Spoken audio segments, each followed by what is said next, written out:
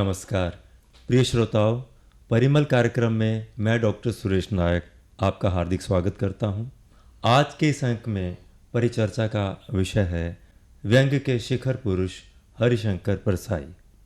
इस परिचर्चा में मेरे साथ भाग ले रहे हैं डॉक्टर राजेंद्र टोकी, जो कि सुपरिचित हिंदी साहित्यकार, कवि, प्रतिष्ठित गज़लकार, आलोचक, संपादक एवं सेवानिवृत्त प्राध्यापक हैं। डॉक्टर साहब, आपका स्वागत है। जी शुक्रिया। दूसरे विद्वान हैं डॉक्टर अरविंद कुमार द्विवेदी। आप हिंदी साहित्यकार हैं, प्रवक्ता हैं हिंदी के। डॉक्टर साहब, आपका स्वागत है। नमस्कार जी, सादर अभिनंदन। जैसा कि आप सभी जानते हैं, व्यंग्य के शिखर पुरुष हरिशंकर परसाई को आज याद करते हुए हम उनके विषय में कुछ बातें करेंगे। अथक शब्द शिल्पी और साहित्य साधक हरिशंकर परसाई व्यंग्य को हास्य मनोविनोद का हेतु न मानकर एक ऐसी साहित्यिक विधा के रूप में प्रतिष्ठित करते हैं जो मानवीय चेतना को जागृत करके सामाजिक राजनीतिक परिदृश्य में सुधार और बदलाव लाने की ओर लक्षित है। तो ऐसे एक, मैं कहूँगा कि व्यंग्य की विधा को स्थापित करने वाले साहित्यकार के बारे जब हम बात कर रहे हैं तो अवश्य ही हम व्यंग्य के, जो उस समय उतना सुपरिचित और प्रतिष्ठित नहीं था, व्यंग्य के बारे में अगर हम बात करें तो व्यंग्य एक ऐसी साहित्यिक विधा है जिसके माध्यम से हम समाज की विसंगतियों और विषमताओं को बताते तो हैं, प्रस्तुत करते हैं, उसमें हास्य का पुट भी लाते हैं, आलोचना भी करते हैं समाज की, किंतु उसमें एक संजीदगी का तत्व रहता है। क्यों डॉक्टर साहब, आप क्या कहते हैं? जी बिल्कुल बिल्कुल ठीक कह रहे हैं आप। सुरेश जी, ऐसा है कि व्यंग पहले विधा नहीं थी जी। व्यंग सभी रचनाओं में अनुस्यूत तो रहा, लेकिन एक विधा के रूप में प्रतिष्ठित नहीं था। और ये भी यहाँ श्रोताओं को जानकारी देना चाहूँगा कि संस्कृत में व्यंग को व्यंजना के अर्थ में भी प्रयोग किया गया है जी। लेकिन हम आज जिस व्यंग की बात कर रहे हैं वो व्यंग जो है वो तो केवल कहिए कि ताना या चुटकी लेना या समाज की विद्रूपताओं को अभिव्यक्त करने के संदर्भ में प्रयुक्त होता है। और अगर हम हिंदी की बात करें तो सुरेश जी, ज़्यादातर लोग ये मानते हैं कि कबीर पहले व्यंग्यकार हैं जिन्होंने अपने समाज की रूढ़ियों पर, समाज के अंधविश्वासों पर व्यंग्य किया।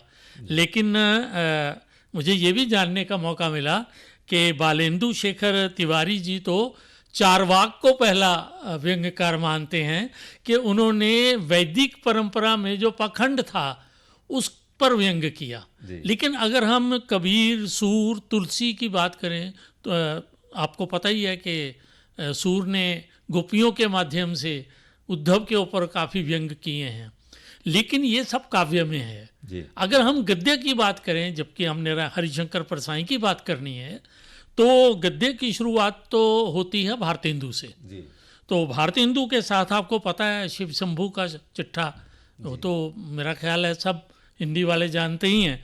तो बालमुकुंद गुप्त और प्रताप नारायण मिश्र, जगन्नाथ प्रसाद चतुर्वेदी, अन्नपूर्णानंद और विश्वंभर नाथ कौशिक, और इसके बाद प्रेमचंद आते हैं। ये अपनी रचनाओं में व्यंग्य को प्रयुक्त करते हैं, लेकिन व्यंग्य को विधा का रूप तो फिर हरिशंकर परसाई जब आते हैं तभी प्राप्त होता है। आपने ठीक कहा। तो हरिशंकर परसाई 22 अगस्त 1922 को मध्य प्रदेश के होशंगाबाद ज़िले के जमानी गांव में पैदा हुए थे। तो इन्होंने अपने छोटे भाई बहनों का पालन पोषण किया, स्वयं अविवाहित रहे और इन्होंने डी.लिट तक अपनी जो है शिक्षा दीक्षा प्राप्त की और साहित्यिक पत्रिका वसुधा का भी इन्होंने प्रकाशन किया और 10 अगस्त 1995 को इनका निधन हो गया था। लेकिन इन्होंने स्वतंत्र लेखन किया। डॉक्टर अरविंद, आप थोड़ा इनके विषय में और आगे बतलाएंगे? जी, हरिशंकर परसाई जी ने व्यंग्य को विधा के रूप में नहीं लिया, उन्होंने एक स्पिरिट के रूप में लिया। बहुत बढ़िया। ये उनका कहना है। जी, उनका मानना है कि व्यंग्य केवल स्वतंत्र विधा न होकर के सभी विधाओं में व्यंग्य समाहित होता है, अनुस्यूत होता है। और व्यंग की जहाँ तक उत्पत्ति की बात है, साहित्य से संबंध का बात है, तो आनंदवर्धन इसके बारे में कहते हैं कि यत्रार्थ शब्दौ उपसर्जनीकृत स्वार्थौ व्यंजकः काव्य विशेषा स ध्वनिरिति सूर्यभि कथिता। जी। अर्थात जहाँ पर शब्द अपने आप अपने अर्थ को त्याग करके प्रतीयमान अर्थ प्रकट करता है, वही व्यंजना का काव्य श्रेष्ठ काव्य है, श्रेष्ठ साहित्य है। और चंद्रबरदाई के काव्य में तत्कालीन सामंती राजाओं के आलखंड में 12 वर्ष ले कुकुर जीवे और 16 ले जिए सियार, वर्ष 18 छत्री जीवे जिनके आगे का धिक्कार। उसमें क्षत्रियों के आपसी लड़ाई और सामंतीवादी सोच पर उन्होंने करारा प्रहार किया।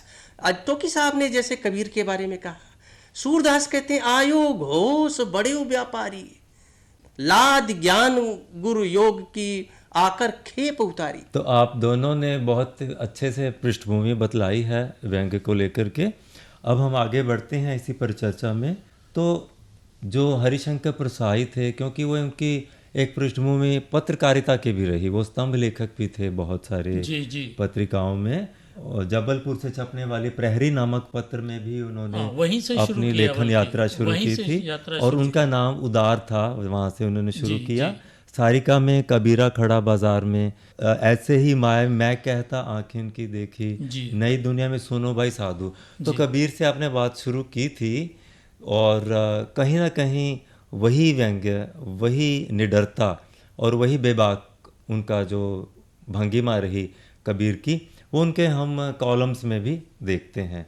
तो उनका जो रेंज है, कथ्य वैविध्य है, उसके विषय में आप कुछ कहना चाहेंगे डॉक्टर साहब? हरिशंकर परसाई जी ने, जैसे अभी अरविंद जी ने कहा कि वो उन्हें स्पिरिट मानते थे, तो लेकिन अगर आप उनकी बात को एक तरफ रख लें, ये उनकी विनम्रता है। उन्होंने कभी नहीं माना कि मैंने व्यंग को एक विधा का रूप दे दिया, उन्होंने कभी नहीं माना, ये उनकी विनम्रता है।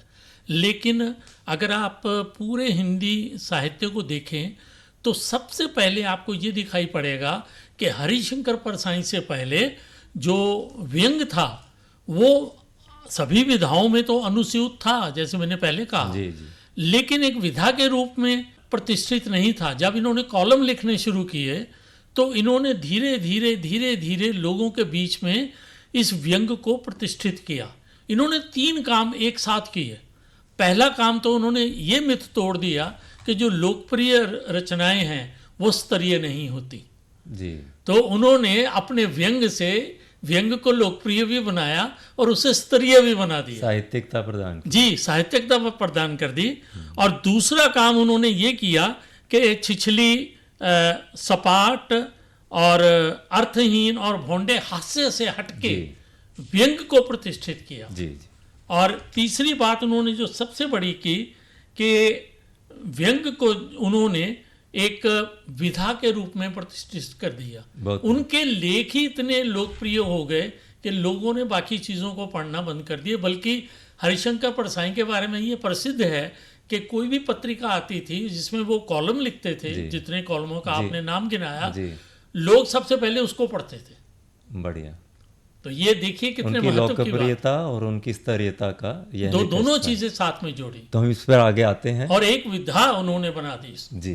डॉक्टर अरविंद, आप बतलाइए उनकी रचना धर्मिकता के कुछ और आयामों के बारे में। हरिशंकर परसाई जी की जो व्यंगोक्तियां हैं जी, वह नस्तर की भांत चुभती हैं। और कृष्णचंद्र कहते हैं बिल्कुल जी कि साहित्य चारुता से अधिक उनके साहित्य में चोट करना है। बहुत बढ़िया। और वो चोट ऐसी है कि जैसे नस्तर जो है नासूर के अंदर चुभता है और उसको चुभ कर करके फिर से पुनः शक्ति देता है, स्वास्थ्य देता है और प्रगति पर आगे बढ़ाता है। तो ऐसे ही समाज में, समाज की विसंगतियों में, विद्रूपताओं पे, चाहे वो धार्मिक रही हों, राजनीतिक रही हों, आर्थिक रही हों, संस्थागत रही हों, सभी विसंगतियों पर उन्होंने करारा प्रहार किया है। बिल्कुल एक शल्य चिकित्सक की भांति उन्होंने समाज की विसंगतियों को और विद्रूप को देखा और समाज के सामने अपने व्यंग्यों के माध्यम से रखा।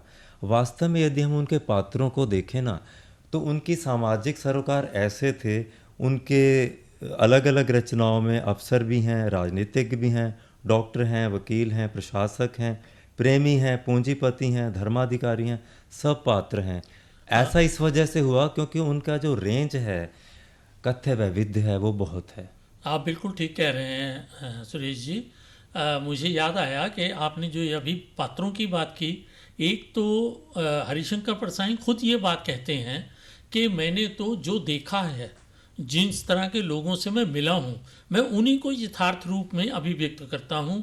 उनकी विडंबनाओं को, उनके दुखों को, उनके कष्टों को एक व्यंग की धार देकर अभिव्यक्त करता हूँ। और साथ ही एक चीज़ और बड़ी ज़बरदस्त कहते हैं वो, कि मेरी रचनाओं में करुणा की अंतर्धारा है। वो जो करुणा है वो साथ में है, केवल व्यंग नहीं है।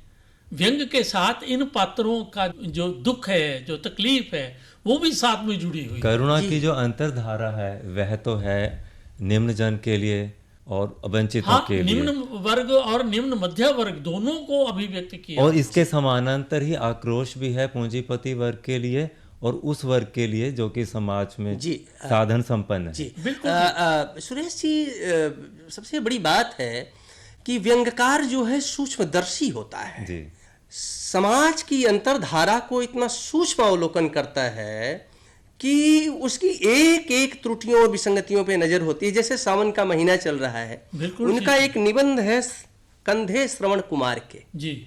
उसमें कहा कितनी कावड़े हैं राजनीति में, साहित्य में, कला में, धर्म में, शिक्षा में, अंधे बैठे हैं और आंख वाले उन्हें ढो रहे हैं। जी बिल्कुल। अंधों के तीर्थ भी नए हैं, कभी मंत्रिमंडल है तो कभी कैबिनेट है, और जो ढो रहे हैं उनके विश्वविद्यालय तो एकेडमी है। अंधों में गजब का काइयापन है, खोटे सिक्के पहचान लेते हैं, पद टटोल लेते हैं, आंख वाले जिन्हें नहीं देख पाते वह उन्हें भली भांति पहचान लेते हैं। जी बिल्कुल बिल्कुल। अपने व्यंग के माध्यम से समाज के चल रहे वैचारिकी, समाज की चल रही मनोदशा पर एक नया प्रहार करते हैं। ठिठुरता हुआ गणतंत्र उनका एक प्रसिद्ध व्यंग है। राजनीतिक सामाजिक व्यवस्था पर उसमें ऐसा उन्होंने प्रहार किया है कि वो एक तरफ तो बतलाते हैं कि जो वंचित लोग हैं, जिनकी तालियों के बल पर ही गणतंत्र जो रेडियो पर या आकाशवाणी में अलग अलग स्थानों पर प्रसारित होता है, तो वहाँ पर जो तालियां सुनाई देती हैं वो गरीबों की और वंचितों की सुनाई देती हैं जी। और दूसरी तरफ जो साधन संपन्न हैं वो तो अपने कोट में हाथ डाले हुए बड़े आराम से बैठे हुए हैं, वो तालियां नहीं बजाएंगे। ताली कौन बजाएगा? जिसके हाथ बाहर हैं। तो ठिठुरता हुआ गणतंत्र एक प्रतीक ऐसा बना कि शोषितों और वंचितों को लेकर के वो किस प्रकार से हमारे जो समारोह मनाए जाते हैं, कैसे एक अलग तरह की विसंगति को लेकर के उन्होंने। आप बिल्कुल ठीक कह रहे हैं सुरेश जी। जहाँ तक आपने ये ठिठुरता हुआ गणतंत्र की बात की है, ये सारे प्रतीकात्मक तो हैं ही जी। आप देखेंगे उनकी कुछ रचनाएं हैं जो लगभग सारी की सारी रचनाओं में लोकतंत्र के विविध रूप और व्यंग के रूप में दिखाई पड़ जाते हैं। जैसे उनकी एक रचना है भोला राम का जीव, एक रचना है उनकी सदाचार का तावीज़। अब ये जो रचनाएं हैं इनमें तीखा व्यंग ही है और लोकतंत्र की जो यथार्थ है उसी को अभिव्यक्त करते हैं। जी। दूसरी बात जो मुझे याद आ रही है सुरेश जी के हरिशंकर परसाई केवल निबंधकार नहीं है, वो एक कहानीकार भी हैं जी। और जब हम हरिशंकर परसाई की कहानियों की बात करेंगे तो हमें देखना पड़ेगा कि उस समय का पीरियड कौन सा था। वो था नई कहानी का पीरियड, जिसमें कमलेश्वर, मोहन राकेश, राजेंद्र यादव आदि सक्रिय थे। हरिशंकर परसाई ने सबसे पहला काम ये किया कि इन सबसे हटके कहानियां लिखें। जी जी। वैसा ही विषय नहीं चुना, वही मध्य वर्ग को नहीं चुना, वही स्त्री पुरुष संबंधों को नहीं चुना, उन्होंने आम आदमी को चुना। जी। जैसे भोला राम के जीव की मैंने अभी बात की। जी जी। तो एक आम आदमी की बात उन्होंने चित्रण में की और जैसे उनकी कुछ कहानियां मुझे याद आ रही हैं। उन्होंने क्या किया कहानियों में, देखिए किस तरह से उन्होंने व्यापकता प्रदान की। जातक कथाएं, पंचतंत्र, इंशाअल्लाह खां की शैली और लोक कथा शैली, इन सब का प्रयोग कर लिया अपनी कहानियों में। तो एक फंतासी का प्रयोग, एक तो मुक्तिबोध ने किया कविता में, लेकिन हरिशंकर परसाई ने अपनी कहानियों में फंतासी का प्रयोग किया। उनके 2 उपन्यासों की बात होती है जी। एक पहला उपन्यास उनका रानी नागफनी की जी, कहानी, वो देखिए फैंटेसी है जी। और कहा जाता है कि ये जो रानी केतकी की कहानी है उसकी पैरोडी है। जी जी। तो तट की खोज एक छोटा सा जी। उपन्यास कुछ लोग मानते हैं, जी। कुछ लोग कहते हैं कि ये लंबी कहानी है।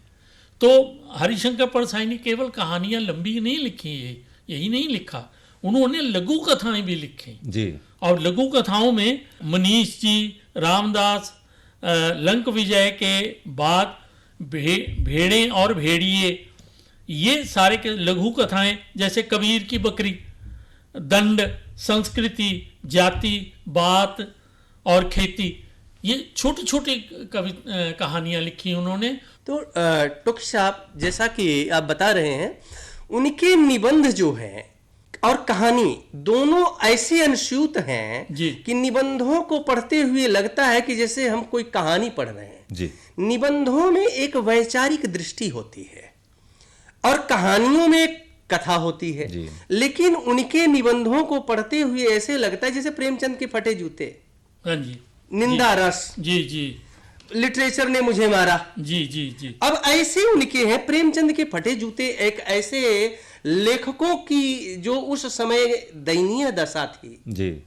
साहित्यकारों को जो अच्छी दृष्टि से, जिसको कहा जाता था कि वही साहित्यकार बनता है जो फाके मस्त बिहारी जी, निराला जी। जैसे लोग बनते हैं। जी, जी। तो कहा मेरी साहित्यिक पुरखे, तुम्हारा जूता फट गया है, अंगुली बाहर दिख रही है और तुमको इसका जरा भी भान नहीं है। फोटो खिंचाने आए हो। अरे फोटो खिंचाने के लिए तो लोग दूसरों से जूता मांग लेते, यहाँ तो कोट मांग करके शादियां कर लेते हैं। जी, जी। फोटो खिंचाने के लिए बीवियां तक मांग लेते हैं। जी। मेरे साहित्यिक पुरखे, तुम्हारी अंगुली दिख रही है। और जवाब स्वरूप भी लिखते हैं कि प्रेमचंद जवाब दे रहे हैं कि मेरी तो अंगुली दिख रही है, लेकिन तुम लोग अपनी अंगुलियां छिपाने के चक्कर में तलवे घिसा ले रहे हो। जी बिल्कुल। आए तलवे घिसने के बाद तुम कहां बचोगे। ये आपने परसाई की भाषा का एक बहुत सुंदर निदर्शन दिया है डॉक्टर अरविंद। परसाई की भाषा उनके कथ्य के अनुसार ढलती गई है, उन्होंने कुछ भी प्रयास पूर्वक नहीं लिखा। जी। जो उनका अनुभूत सत्य था इसमें, और ये उनकी कलात्मक क्षमता ही रही कि सहज, सरल और तीखी धारदार भाषा में उन्होंने मानवीय यथार्थ को सामने रखा। कार्ल जंग ने कहा है कि बदलाव की शुरुआत कहीं ना कहीं अपने से होती है, इसलिए इसे अनुभव करने और आगे बढ़ाने वाला व्यक्ति ही होता है। तो इधर उधर देख करके अगर हम चाहते हैं कि बदलाव कहीं और से आएगा तो वो नहीं होता।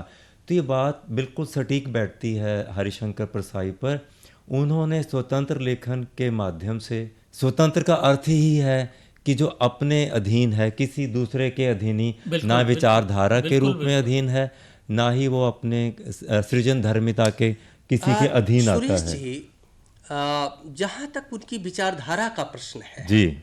उनमें देखने वाले वर्गीय चेतना भी देख लेंगे, समाजवाद भी देख लेंगे, लेकिन मूल रूप से हरिशंकर परसाई डिटर्जेंट की भांति है, वाह। जो समाज की विद्रूपताओं को उलटते पलटते सुधारते नहीं हैं, बल्कि एकदम साफ कर देना चाहते हैं।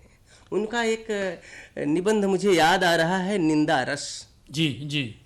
किस प्रकार से समाज के लोग, साहित्य के लोग, राजनीति के लोग निंदा में मग्न हो जाते हैं।